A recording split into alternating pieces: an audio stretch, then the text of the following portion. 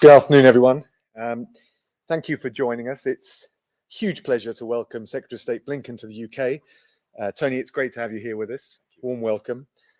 I think it's fair to say the Biden administration is barely 100 days old, but has already taken a huge number of bold and very welcome steps on issues like climate change, global health and human rights.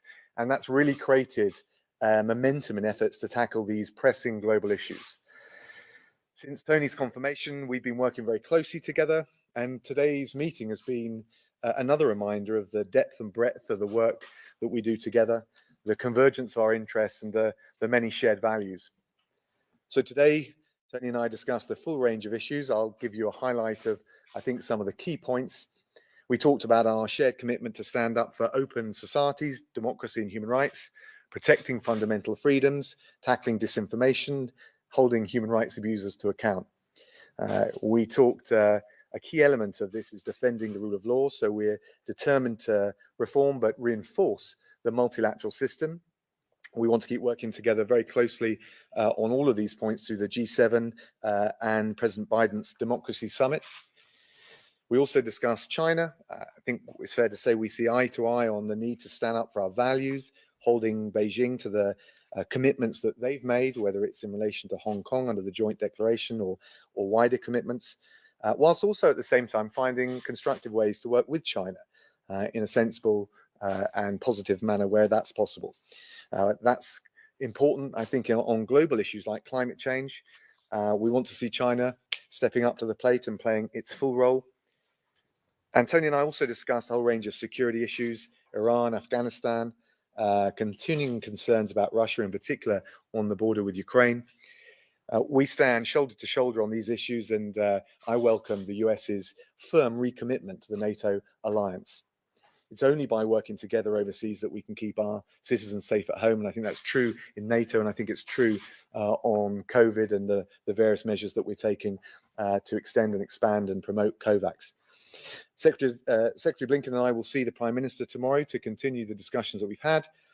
One of the major areas of common interest is building a broader and stronger set of partnerships among countries that share our values on the most important issues of the day. So the G7 Foreign and Development Ministers meeting, which begins today, is a great opportunity to really drive that agenda forward. This is the first opportunity for all G7 foreign ministers to meet together in person since 2019. So I think we're glad to be able to socialize a bit together and conduct those meetings face to face rather than just doing it all on Zoom and Teams.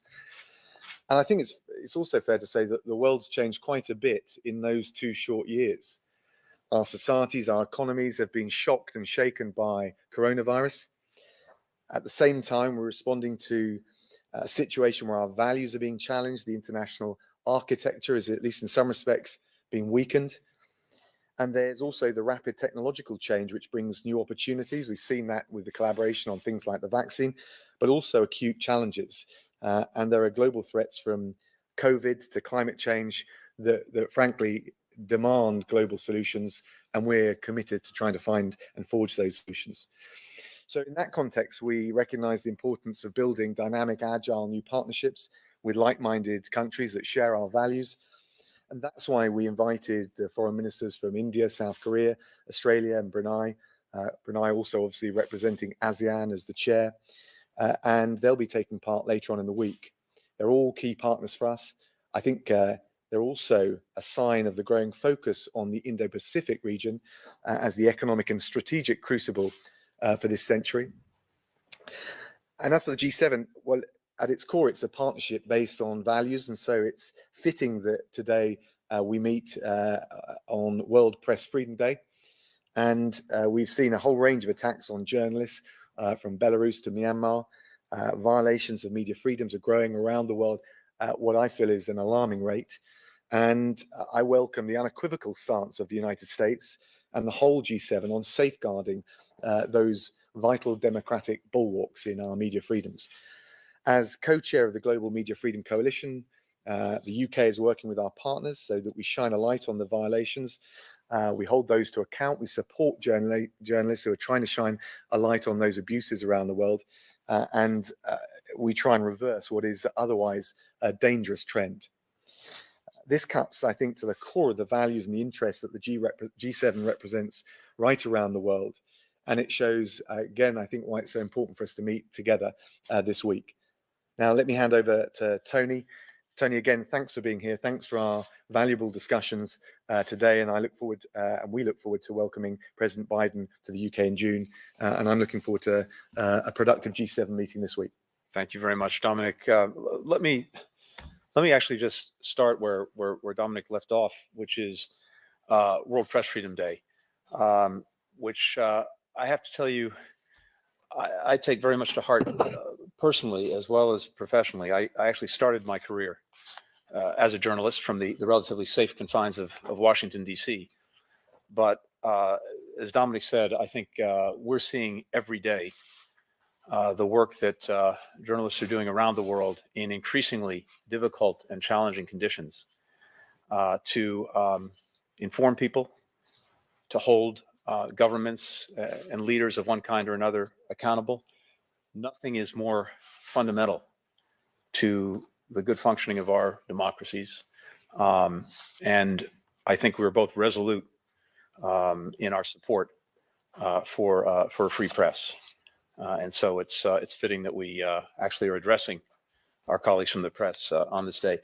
And I have to tell you, it's particularly good to be in London for the first time as Secretary of State. I realized in thinking about it that the first time I came to the United Kingdom and to London was almost exactly 50 years ago, and many, many times since. But it's especially good to be here today, and especially good, Dominic, to have the chance to spend some real time with you.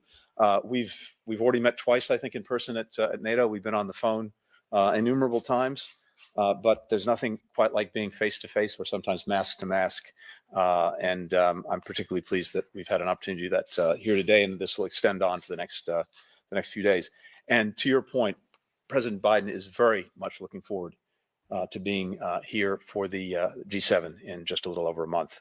And I'm also looking forward to the opportunity to meet with Prime Minister Johnson tomorrow. Very much appreciate that. Right next door. I also do want to take a moment to say in person what I've said in private, including to Dominic, which is to offer my own condolences and deep sympathy on the passing of His Royal Highness Prince Philip, Duke of Edinburgh. This year is the 80th anniversary of the Atlantic Charter, which set the foundation for the international rules-based order that our countries so strongly subscribe to, and which has, as a result of the openness, security, and economic possibility it's created, been a tremendous advantage for not only the citizens of our countries, but for people around the world. It's also the 75th anniversary of Winston Churchill's famous speech at Westminster College in Missouri, where he described the special relationship between the United Kingdom and the United States and how vital it is for our two countries and many others around the world. 3/4 of a century later, that special relationship is enduring. It's effective, it's dynamic, and it is close to the hearts of the American people.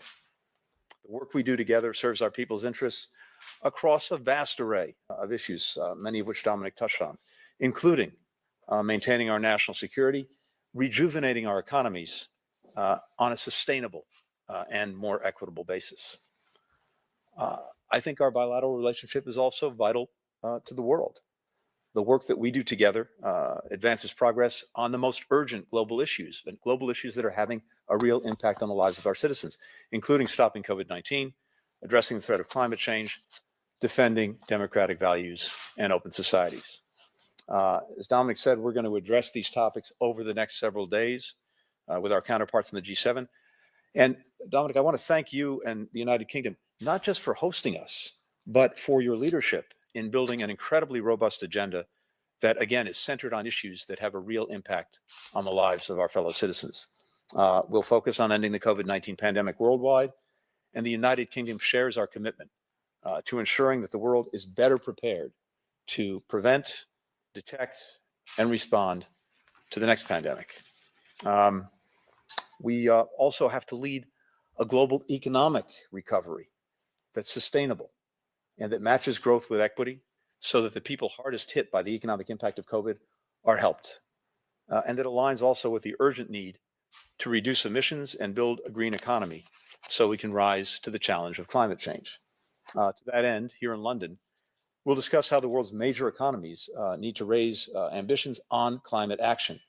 And I commend the United Kingdom for its new 2035 target, which sets an appropriately high bar.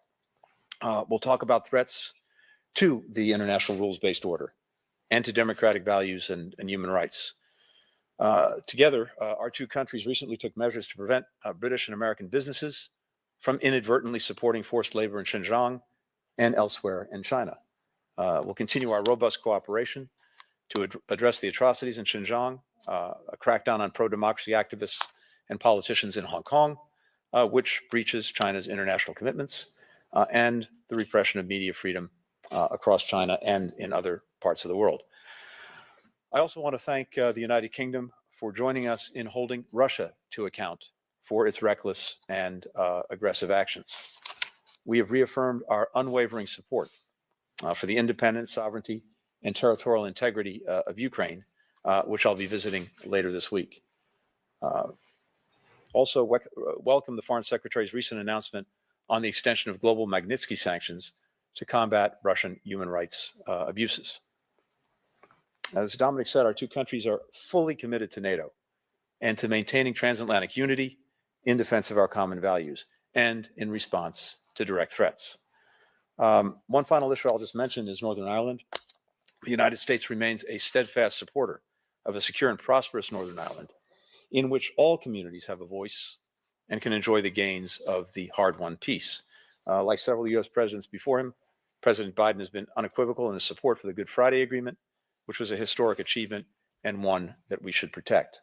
There's much more that I could say about all the work that the United States and the United Kingdom do every single day in ways quiet and otherwise to serve the interests of our people and I believe the broader international community.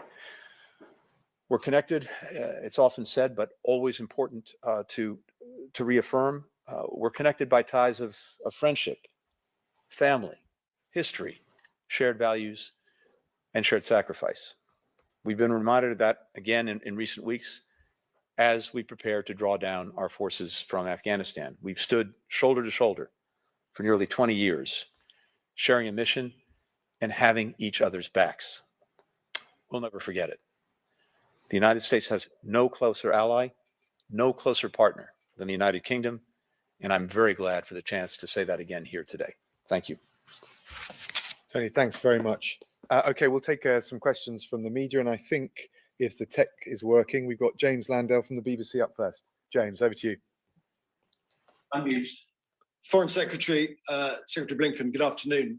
Foreign Secretary, first of all, what is your assessment of reports out of Iran yesterday suggesting a deal was being agreed to secure the release of Nazanin Zaghari-Ratcliffe and that the tank debt was being paid? And secondly, Foreign Secretary, you are cutting British foreign aid to Yemen, to Syria, to the United Nations Children Fund, the UN Population Fund, the UN AIDS Fund, water, sanitation, hygiene, polio eradication, conflict resolution, humanitarian preparedness, and girls' education. How can Britain claim to show global leadership at the G7 when it is cutting so much foreign aid? And Secretary Blinken, if I may, what is your assessment of reports of a prisoner swap deal between the US and Iran? Secondly, how much damage do you think has been caused by Britain's decision to cut its foreign aid budget? And thirdly, do you think the G7 is fit for purpose? Thank you.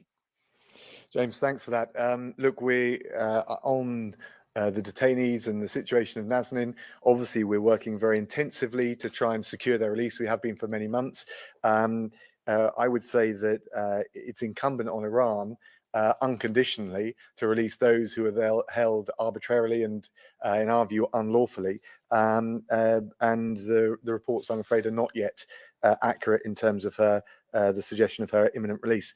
On aid, James, we, even after the cuts that we've had to make, not because of the pressing COVID situation, the biggest contraction of our economy for 300 years, double the budget deficit we faced after the financial crash. We're still putting £10 billion in as a proportion of GDP, still the third biggest G7 donor, doubling our international climate finance contribution, the biggest, one of the biggest bilateral humanitarian donors, the biggest donor to Gavi. So I appreciate it's been a difficult decision, but I think actually if you look at all the areas and all the positives that we are still contributing to, actually I think it shows the scope for us to be an even greater force for good in the world. But what we need to do is work with our partners in order to magnify and amplify those efforts, and that's what the G7 is all about. Great. Well, thank you very much. And to Dominic's point with regard to our detained citizens in Iran, first, this is something that that we raise at every opportunity. I have no higher priority than bringing arbitrarily detained Americans, American hostages, home to the United States, and that's across the board. And as Dominic said, the reports coming out of Tehran are not accurate.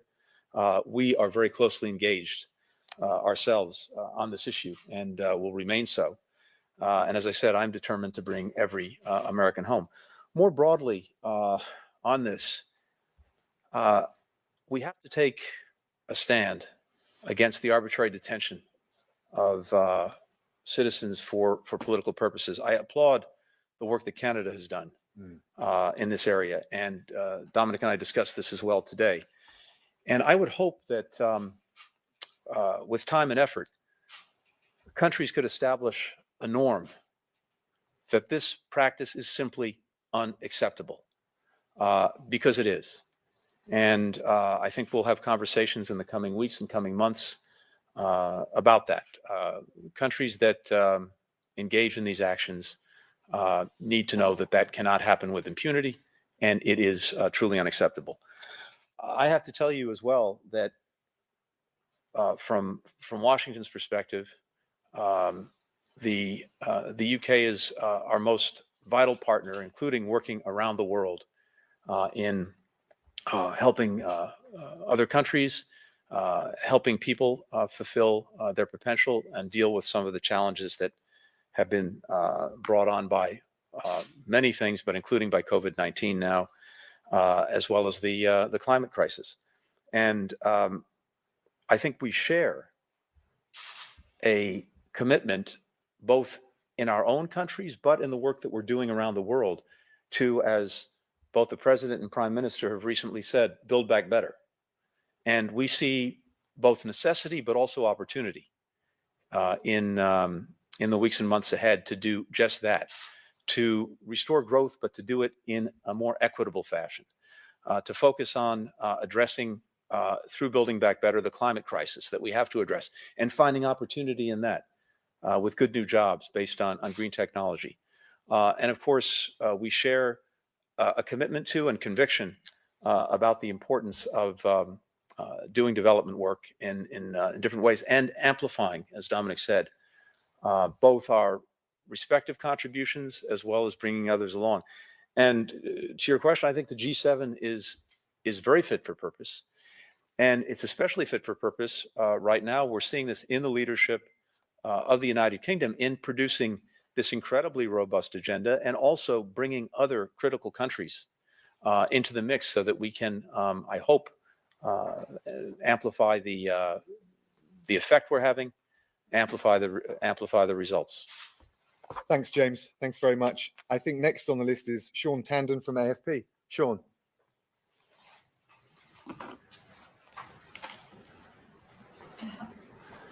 Sean, you're on mute. There we go. Still not. Still on mute, Sean. Sorry, can you hear me now? Loud and clear. Great. My apologies. You touched on the Asia Pacific being quite an emphasis this week. To Secretary Blinken, the policy review that's just come out on North Korea, how hopeful are you?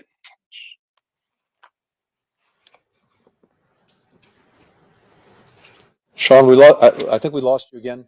Could you repeat the question? I'm sorry about that. Can you hear me now? Yes, go ahead, please. I'm sorry about that. North Korea, the policy review that has that was recently completed by the White House. Do you believe, Secretary Blinken, that there's some hope for a resumption of diplomacy with North Korea, or to return to diplomacy despite the reaction that we've seen so far from North Korea?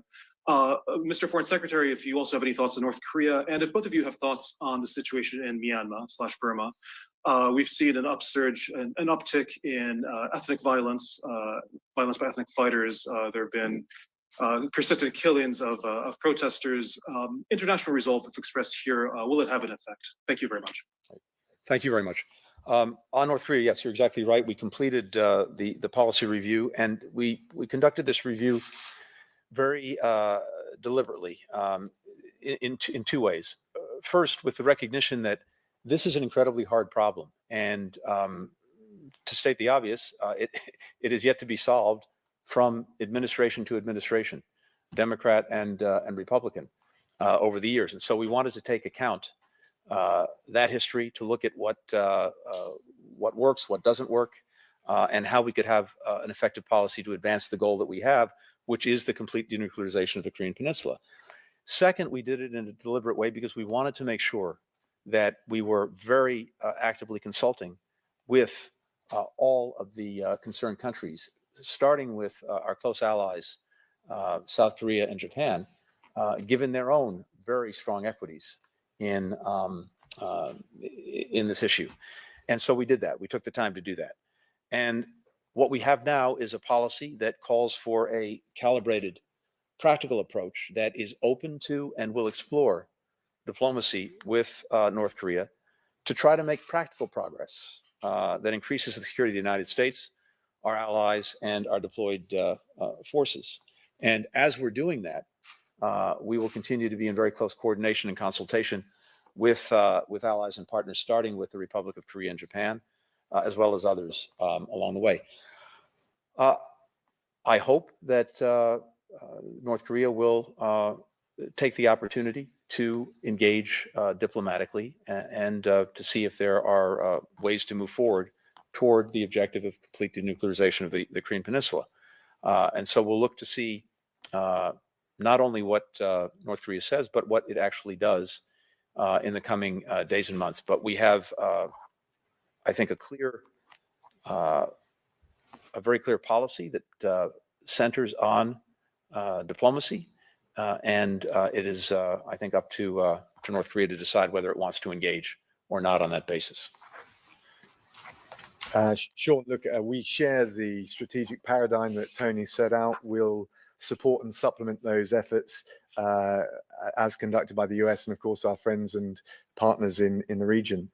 On Myanmar, look, we want to see an end to the violence. We want to see the military regime return to democracy and the electoral mandate that the government should have, representing the people of Myanmar.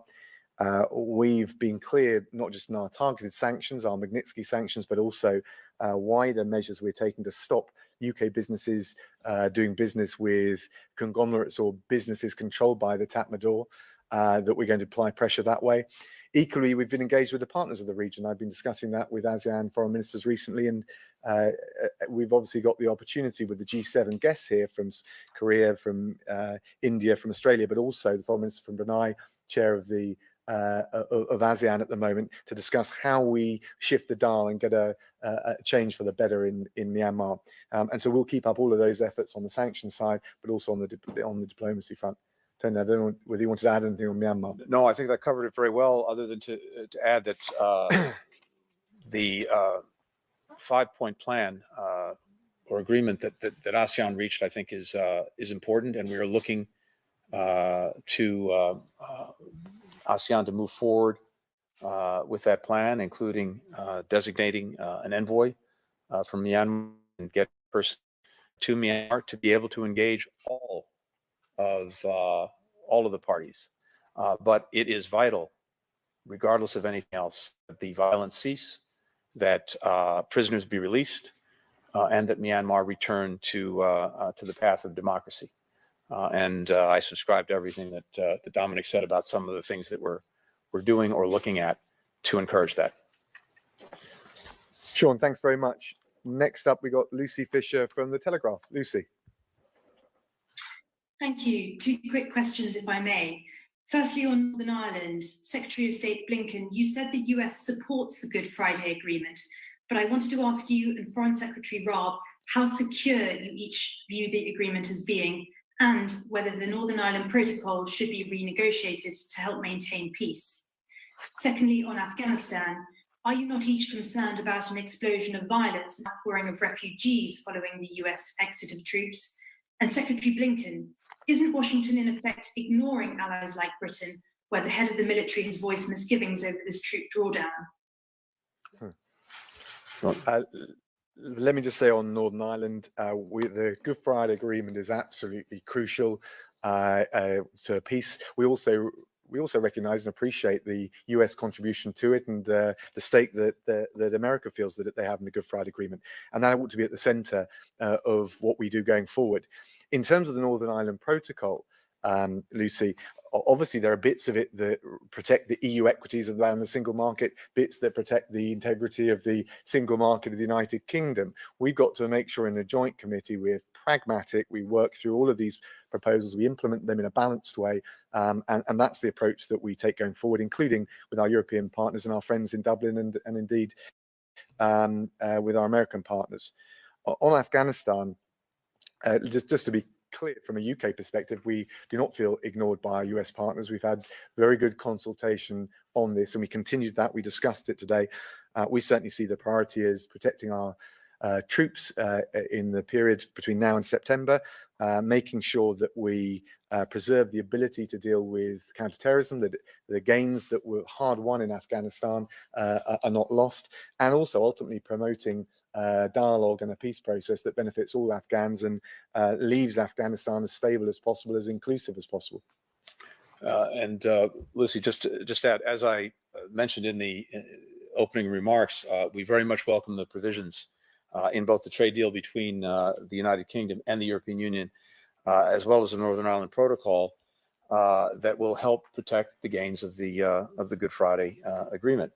As the United Kingdom and the European Union begin implementing the Brexit-related provisions, we will continue to encourage them to prioritize political and economic stability in Northern Ireland.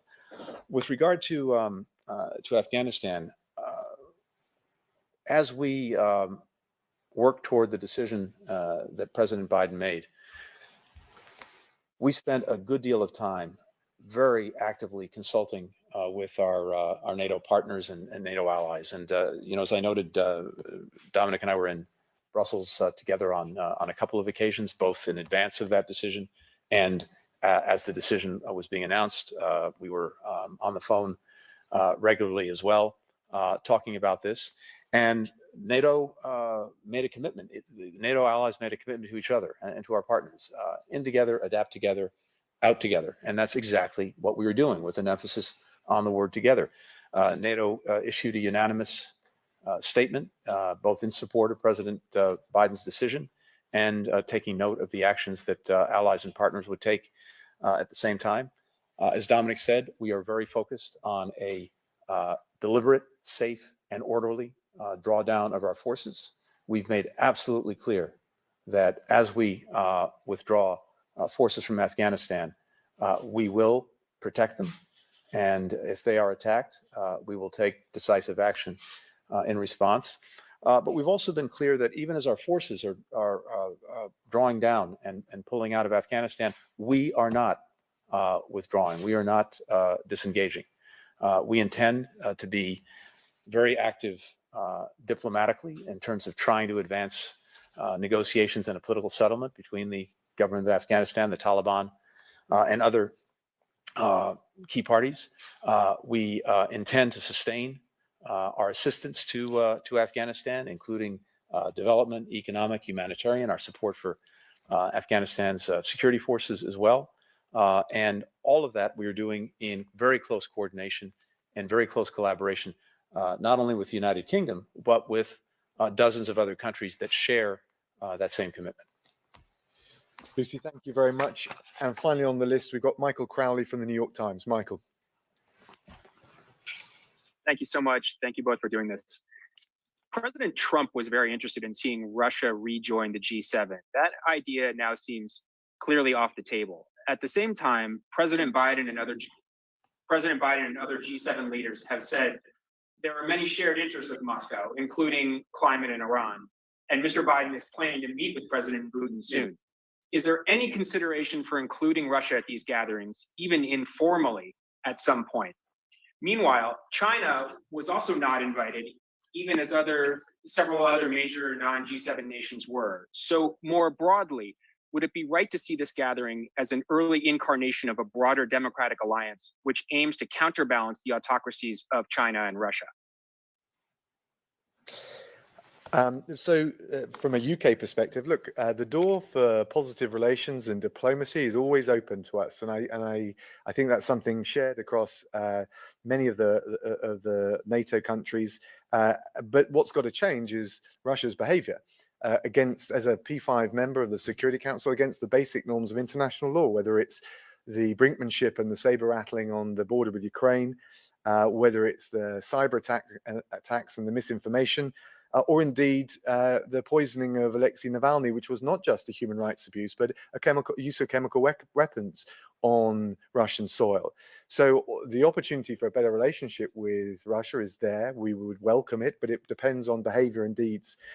On the second question, I'm not sure I'm quite as theological as Michael, as you were in the way you put it, but I do see the increasing demand and need for agile clusters of like-minded countries that share the same values and want to protect the multilateral system. And I think you can see that in the guests that we brought in to the G7, Korea, South Korea, India, Australia, and South Africa. And so in that organic sense, I think we can see a shift towards that pattern of clusters of like-minded countries, agile enough to work together. Michael, as with most things, Dominic and I are in violent agreement. Let me just add a couple of quick words about both Russia and China. With regard to Russia, as Dominic said, we are focused very much on Russia's actions and what course it chooses to take. President Biden's been very clear for a long time, including before he was president, that if Russia chooses to act recklessly or aggressively, we'll respond. But we're not looking to escalate. We would prefer to have a more stable, more predictable relationship. And if Russia moves in that direction, so will we. And I think President Biden will have an opportunity when he meets with President Putin to talk about that directly. And indeed, there are areas where it is manifestly in the interests of both countries to try to find ways to work together. Strategic stability probably being at the top of the list, and indeed already, despite the profound differences that we have, we managed to extend the New START agreement by 5 years. We'll look for other opportunities, but to Dominic's point, this is really a function of what Russia chooses to do or not to. And with regard to China, let me add, I fully subscribe to everything that Dominic said. Let me just add one other quick thought. It is not our purpose to try to contain China or to hold China down. What we are trying to do is to uphold the international rules-based order that our countries have invested so much in over so many decades, to the benefit, I would argue, not just of our own citizens, but of people around the world, including, by the way, China. And when any country, China or otherwise, takes actions that challenge or undermine or seek to erode that rules-based order and not make good on the commitments that they've made to that order, we will stand up and defend the order. I think we also have a responsibility to offer and develop a positive vision for the future that brings countries together in common purpose. And a lot of the work that we're doing, notably through the G7, is exactly that. Ultimately, as President Biden said the other night when he was addressing Congress, I think the challenge for us is to demonstrate in very concrete ways that we can deliver for our citizens, for the people that we've been asked to represent. And when we're looking at most of the challenges that we face that actually have an impact on their lives, whether it's this pandemic, whether it is a changing climate, whether it's the disruptive impact of new technologies, not a single one of those challenges can be effectively met by any one country acting alone, even the United States, even the United Kingdom. There is I think, a stronger imperative than at any time since I've been involved in these issues to find ways for countries to cooperate, to coordinate, to collaborate. That's the way we advance the interests of our citizens. And the work that Dominic, the United Kingdom are doing through their presidency of the G7, that's exactly what it's designed to do. And we're very grateful to be a partner in that enterprise. Michael, thank you very much. I think that brings the questions to a close.